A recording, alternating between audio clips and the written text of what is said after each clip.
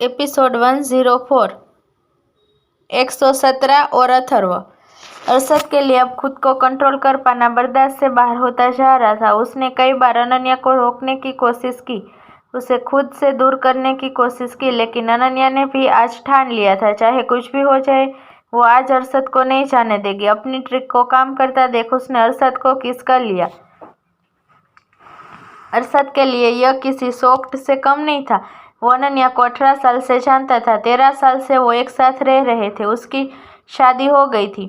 उनके बीच का शर्म का पर्दा हट चुका था। वो करीब आए थे, उसने लाखों बार उसे चूमा था, पर आज का एहसास कुछ ही अलग था, क्योंकि आज पहली बार पहल अनन्या की तरफ से हुई थी। कुछ पल के लिए अरशद को लगा वो किसी दूसरी दुनिया में चला गया है, मगर जैसे ही अनन्या के होठों ने उसके होठों से दूरी बनाई, वो असल दुनिया में वापस आ गया। साइड लैम्प की मध्यम रोशनी में उनकी नजरें मिली।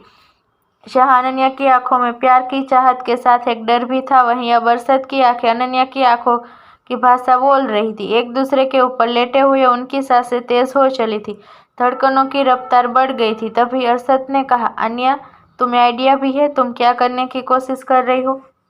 अनन्या ने नजरें झुका ली। शायद वो जो कहने वाली थी वो अरशद की आंखों में देखते हुए वो नहीं कह पाती। उसने कहा, अरशद, मैं आगे बढ़ना चाहती हूँ। हम पूरी जिंदगी ऐसे ही तो नहीं रह सकते।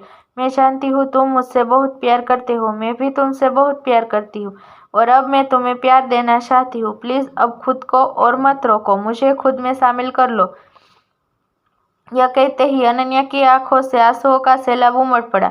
उसकी आंसुओं की हर एक बूंद अरशद के गालों पर गिरती चली गई और अरशद ने आंखें बंद कर ली। अनन्या की रही बची उम्मीद भी खत्म हो गई थी कि तभी अरशद ने करवट बदलकर उसे अपने नीचे कर लिया। अनन्या रिएक्ट कर पाती उससे पहले ही अरशद के होठों ने उसके होठों को जकड़ लिया था। इस बार वो नहीं रुका। बीतते लम्हों के साथ उनके कपड़े उनके शरीर से अलग होते गए। अनन्या के एक कदम ने आज उनके रिश्ते के बीच की कमी को पूरा कर दिया था।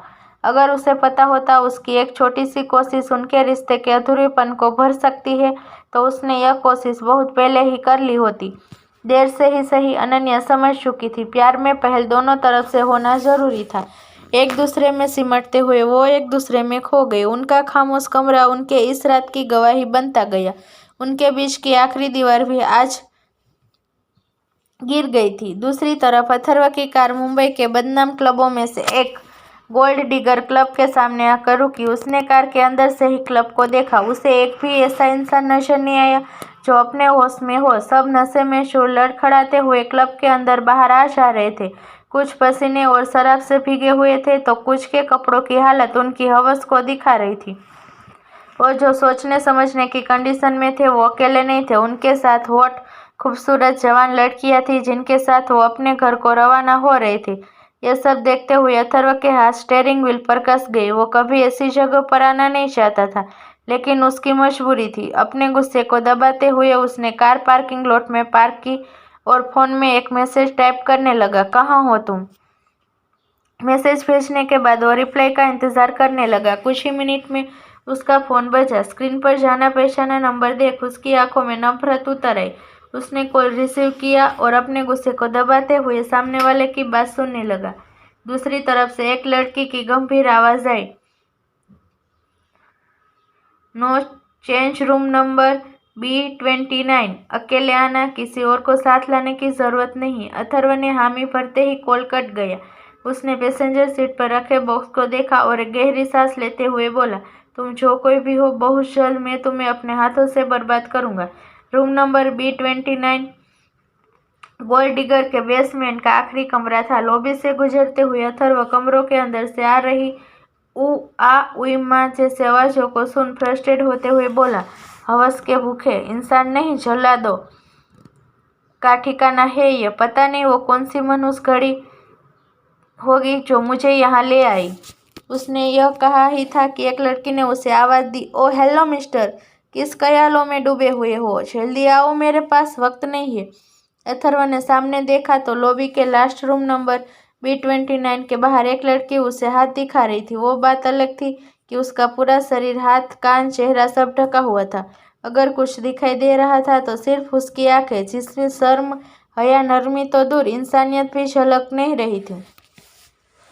उस लड़की को देखते ही अथर्व की आंखें सिक उड़ गई। वो लड़की पिछले 2 सालों से उसे ब्लैकमेल करके हर महीने यहाँ बुलाती।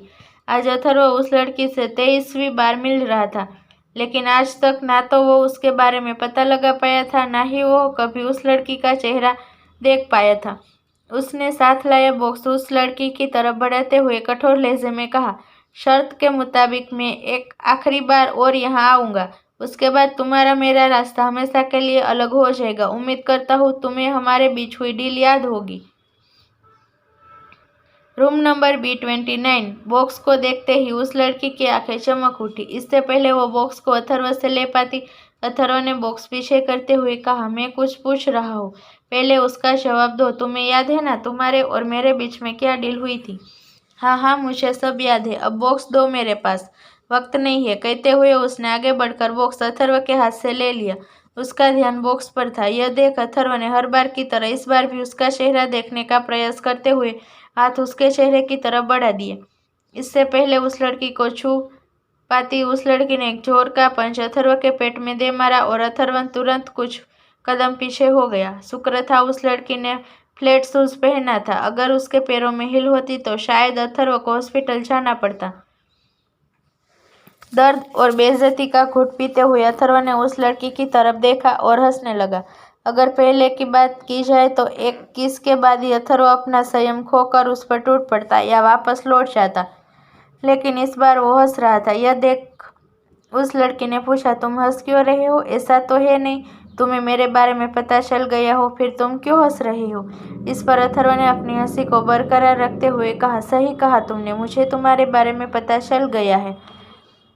117 उस लड़की ने अथर्व की कही बात दोहराई और उसे कुछ समझ आया। आज उसने एक बहुत बड़ी गलती हो गई थी। वो अपना ब्लैक रबर रिस्ट वॉच उतारना भूल गई थी, जो उसके टाइगर गैंग ज्वाइन करके वक्त दिया था। ब्लैक रबर पर टाइगर गैंग के लोगों के साथ उसका कोड नेम था, जिससे अथर्व को उसका कोड नेम पता चल गया था। 117 को अपनी इस गलती पर बहुत गुस्सा आ रहा था, लेकिन उसने यह अथर्व को जाहिर होने नहीं दिया और कहा, फाइनली तुम्हारे 2 साल की मेहनत रंग लाई। तुम मेरा कोड नेम पता चल गया, पर इसका मतलब यह नहीं तुम हमारे अगेंस्ट जा सकते हो। आज भी हमारे पास तुम्हारे खिलाफ सबूत है।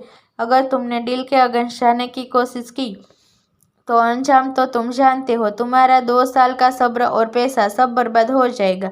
यह कहकर 117 ने अपना चेहरा अथर्व के सामने रिवील कर दिया। उसका चेहरा देखते ही अथर्व की आंखें हैरानी से बड़ी हो गई। 3 साल से जिस लड़की को वो याद करने की कोशिश कर रहा था, जिसकी धुंधली बिखरी यादें ही उसके जहन में रह गई थी, उस धुंधली यादों का अक्स अब उसके सामने प्रत्यक्ष हो गया था। 3 साल पहले अरशद और अनन्या की शादी की खबर मिलते ही उसका मन बेचैन हो उठा। उस रात शराब के नशे में चूर वो गोल्ड डिगर क्लब आ पहुंचा था। यहाँ भी उसने शराब पी। जब वो होश खोने लगा तो एक लड़की उसे अपने साथ ले गई और वो कोई और नहीं 117 थी। अथर्व को यह याद आ गया, लेकिन उसके बाद क्या हुआ था? 117 के सबूतों के मद्देनजर रखते हुए उसने क्लब के मैनेजर के साथ 3 और लोगों की जान ली थी। वो सभी पैसे वाली पार्टी थी। अथर्व ने खुद इस बारे में पता किया था। मर्डर उसने किया था। यह वीडियो में साफ था। एक बात साफ थी, उसे फंसाया गया था। वो बुरी तरह उनकी जाल में फंस भी चुका था और वो तब तक कुछ ही नहीं कर सकता था जब तक खुद उसे उस रात की बीती याद नहीं आ जाती। लेकिन उसकी यादों के मेमोरी ने आज भी उस रात को राज बनाए हुए था। उस रात को याद करने की कोशिश में उसे लगा उसका सिर दर्द से फट जाएगा। Aedes villa. अरशद की आंखें बंद थी। वो गहरी नींद में सो रहा था। वहीं अनन्या सुकून भरी मुस्कान के साथ एकटक उसे देख रही थी। बीच बीच में वो कुछ सोचकर मुस्कुराती तो कभी कभी शर्मा जाती और वापस से अरशद को देखने लगती। अरशद के सो जाने के बाद उसने पूरी रात उसे देखते हुए बिता दी थी। बाहर से आ रही चिड़ियों की चहचहाट ने सुबह होने का संकेत देना शुरू किया तो उसे वक्त का ख्याल आया। सुबह के 5 बज चुके थे और उसकी आंखों में नींद का एक कतरा नहीं था। उसने अपने कपड़े पहने और बालकनी में आ गई। ठंडी हवा का एक तेज झोंका उसके बदन को छूकर निकल गया। ठंड से उसके रोंगटे खड़े हो गए। कमरे में वापस जाने की बजाय वो हाथों को एक दूसरे से रब करते हुए खुद को गर्माहट देने लगी।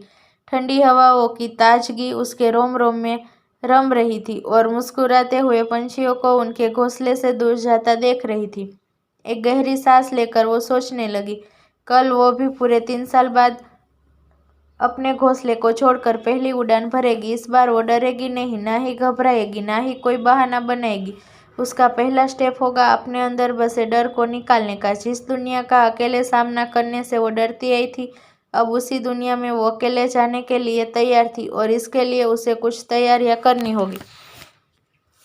कमरे में आकर उसने फटाफट शॉवर लिया और तैयार होकर अपने आर्ट रूम में आ गई। बार बार की तरह इस बार भी आर्ट रूम में कदम रखते ही पीछे से उसे छेट की आवाज आई। कुछ देर उसके साथ खेलने के बाद उसने लैपटॉप ऑन किया और वो काम किया जिसके लिए अरशद ने उसे मना किया था। उसने अरशद सिंघानिया एडी से लेकर सिंघानिया इंडस्ट्रीज के बारे में न्यूज़ आर्टिकल पढ़ना स्टार्ट किया। 1 घंटे की सर्च के बाद उसे कुछ जानकारियां हासिल हुई।